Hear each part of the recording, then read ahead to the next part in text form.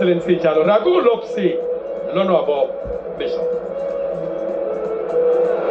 And it ends 2-2 here at Loftus Versfeld. The result that sees the table pretty much stay the same for now. Mamelodi Sundowns topping the standings, and then Al Hilal at second. Coach, let's start with your reflections on the game. A 2-2 result away from home. I think it's a good result for us. We didn't keep well in the defense. We make some small mistake, and that's why we received the first goal. We get an advantage very fast, and we didn't have the power to keep it. That's why in the end I am happy about the 2-2, because Sundowns come back. They lead with 2-1, and then we come back, and this is good for us. Coach, speaking about the ability to come back in these kind of situations, 1-0 down and then 2-2 to equalize, something that must give you confidence in this competition. Yeah, I mean, you have to understand that Mamelodi and Al Hilal are the two best team in this group. Okay, we have also MC Alger is coming from behind with amazing team, really amazing team. And till now, yeah, we'll see. It will be a nice competition, nice games, and that's why they call our group the Dead Group. Coach, I also want to speak about your number 8, Taha, who scored a brace today. Now 4 goals that he has in the CAF Champions League, and how crucial has he been for your campaign so far? I'm happy about everyone, and if one of them score goal, it's a bonus for him. But we have to see the game of our team, the way how we play, the way how we develop. We play against a strong team, a very good team. They played home, and now we have 1 week to prepare the next game. We're gonna play home, and I hope that we're gonna win. Thank you so much, Coach. And I also do have the coach of Mamelodi Sundowns, Coach Miguel Cardoso. Coach, leading 1-0. Again, you lead 2-1 after an incredible goal by Tebogo Mokoena, but unfortunately then equalizing through a mistake at the back. Yeah, unfortunately, we can only complain ourselves. So many chances created, and we could not score a goal. I think they entered our box 2 times in the second half. They scored. Very naive situation from our defense. This is the level of football that you cannot make these kind of things. You have to finish the game, make the first goal. We have more than chances enough. And then also we need to be clinical in the box. This is really serious, too serious and too responsibility for such so many mistakes in terms of finishing and the incapacity to score. And just that, because we played, we controlled the game, we had total control. I think we created more than enough today to have a victory, but we cannot expose ourselves to be penalized by one situation like this. There was nothing more on the game rather than that situation.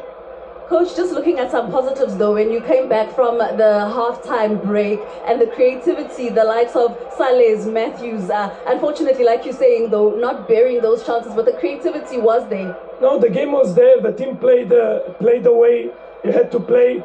We scored a goal. We knew that we had to be very cautious and patient that the situation would appear to score.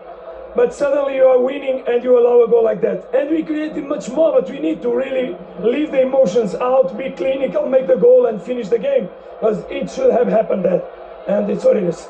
Lastly, Coach, it leaves the group still pretty much open. Yes, Sundowns is at the top with 5 points, Al Hilal with 5. The other 2 teams still need to play. However, the opportunity to come out of that group still there. No, of course. There's a match to play on Friday. 3 matches to play. Obviously, we have 5 points. Last season, the situation was even more critical, but we have 5 points and we are complete. There's no one can go in front of us. So it's a tough group with 4 difficult teams. And of course, it would have been important today to score the goals and win. That's what we should have done. Thank you so much, Coach. Thank you very much. Thank you. Coach of Mamelodi Sundowns, Miguel Cardoso, and the common thing that comes from both coaches is that it's still very much open. However, they do walk away with those 1 point each. Mamelodi Sundowns still at the top, followed by Al Hilal of Sudan, and that's how things end here at Loftus Versfeld. The fans still cheering their players despite the 2-2 result.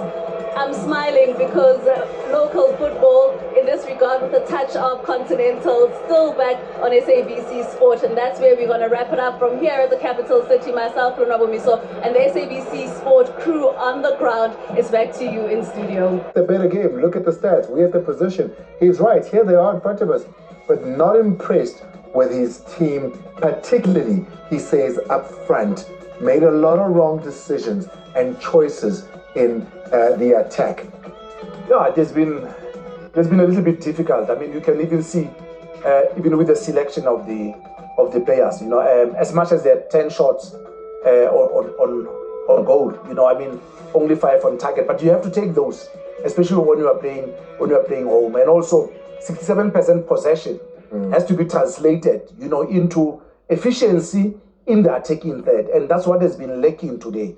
You know, a lot of wrong decisions, a lot of sloppiness. That is uncharacteristic of a Sundowns team that is playing home. So maybe the team has been affected by the AFCON, you know, but this is going to affect everybody. Yeah, but I mean, you're playing a team that had 10 players at AFCON. Yeah. You know what I mean? So I'm not sure how much of an excuse that is. But let's go to the first goal, in the first half.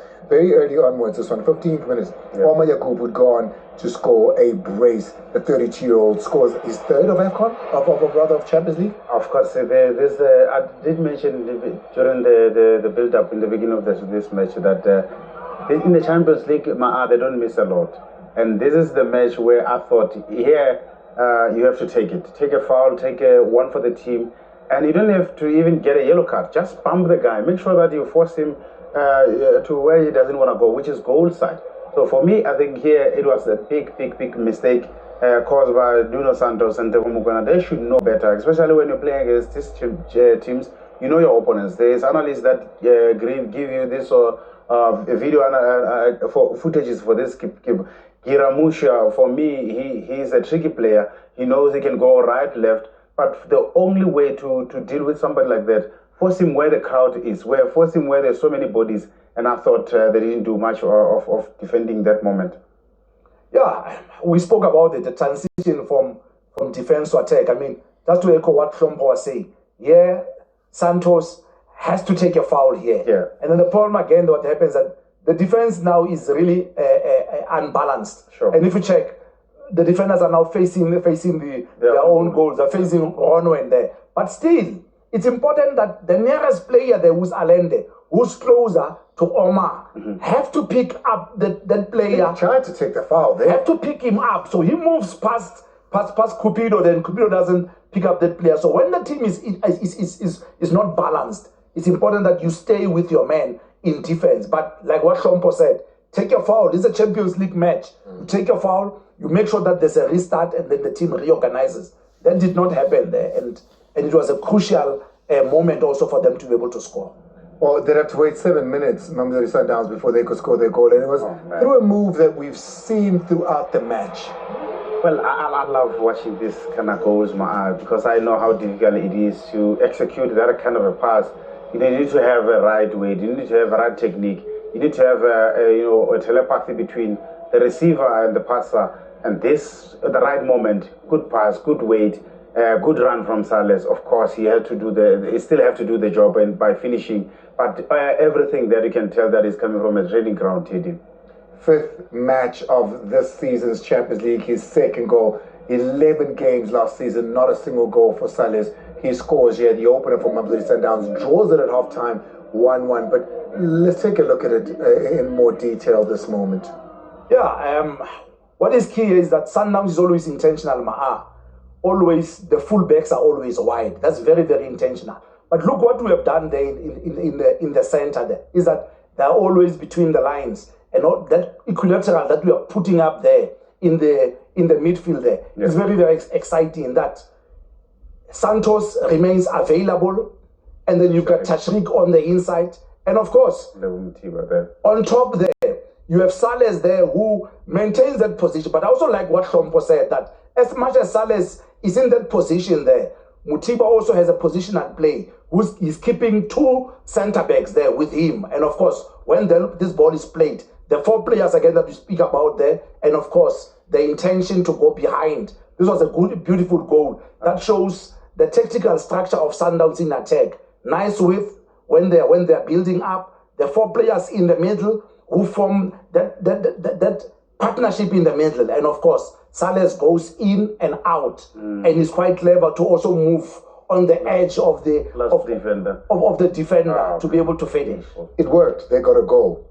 They tried it 3 times before. The 7th minute, 9th minute, they tried it. 18th minute, they tried it. Yeah. They did that long pass ball that goes diagonal, where you had Tashreeq trying to meet the one. It was too long for him. Yeah. Where you had a Mudau trying to meet it. It didn't work.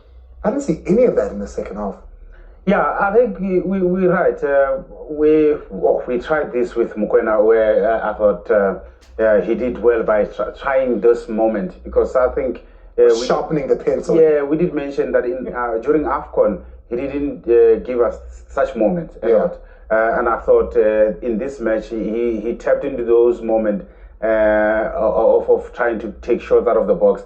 You need that kind of ammunition in the Champions League. You know, vary your attack, vary how you score goals, because in the Champions League, you saw how they score. You know, it's a ricochet and then lucky bounced for them, and they score. So you need to have all those moments and elements of attacking sharpen, and you have to use them when times allows.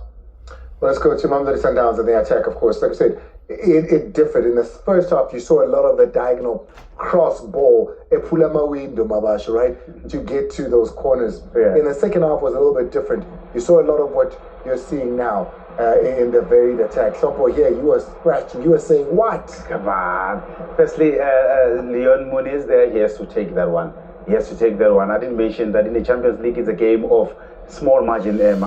You can't miss such a goal. You have to take it, especially when you give him an opportunity like that. He's still fresh coming from the bench. Marcelo, you've got to love him. You've got to have him. His energy all the time. So you think he should have taken it there? Shouldn't have? Easy. I'm not sure about the weight of the pass from Sales. I thought he waited for it for a little bit. But of course, a striker of that nature, you have to take it. Especially strikers, they are striving for such a moment. Have a chance, you have to take. And then Tashreeq there falls to him nicely. Of course, Tashreeq has to hit the target. The only way to hit the target is to wait for it to drop, put the body down, behind over the ball, and then you hit the target. There's so many bodies there for goalkeeper to see the ball. If you hit the target, surely you score it. We've seen it in the AFCON, that teams are very, very deliberate in forcing you to come right inside. Yeah. But when you don't have the right technical players to take you out of that situation, you are going to meet pressing traps. And there was very, very clear there where Marcelo committed quite nicely there. But there was also a line of 2 and a line of 3 to make sure that the center is nicely blocked there. But I agree with Klompo there.